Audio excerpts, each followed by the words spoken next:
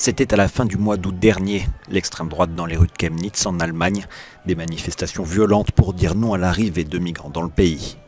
Un mois plus tard, les autorités allemandes viennent de démanteler un groupuscule néo-nazi qui s'apprêtait à commettre des attaques en Allemagne. Autoproclamé Révolution Chemnitz, le groupe de 7 hommes visait des étrangers, certainement le 3 octobre, lors des célébrations de la réunification.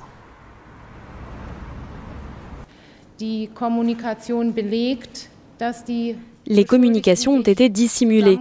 Elles prouvent que les accusés ont uni leurs forces pour mener des attaques violentes et des attaques armées non seulement contre des étrangers, mais aussi contre des membres de différents courants politiques.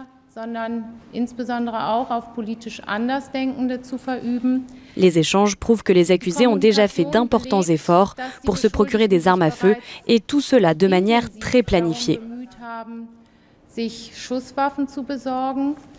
Selon les enquêteurs, ces hommes âgés de 20 à 31 ans font partie des milieux skinhead et hooligans. Leur groupe se serait constitué immédiatement après les manifestations de Chemnitz. Des révélations inquiétantes dans un pays où le discours xénophobe anti-migrants se banalise. Mais Horst Seehofer, le très droitier ministre de l'Intérieur allemand, veut au contraire y voir une preuve que les autorités luttent efficacement contre ces groupuscules. C'est l'effet de notre politique de tolérance zéro sur les radicaux de droite et l'extrémisme de droite.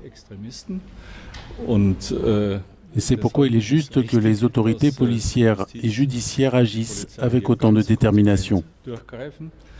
Lors des manifestations de Chemnitz, la police avait été mise en cause. Des fonctionnaires avaient été accusés d'avoir fait fuiter des documents à l'extrême droite, rajoutant encore de l'huile sur le feu.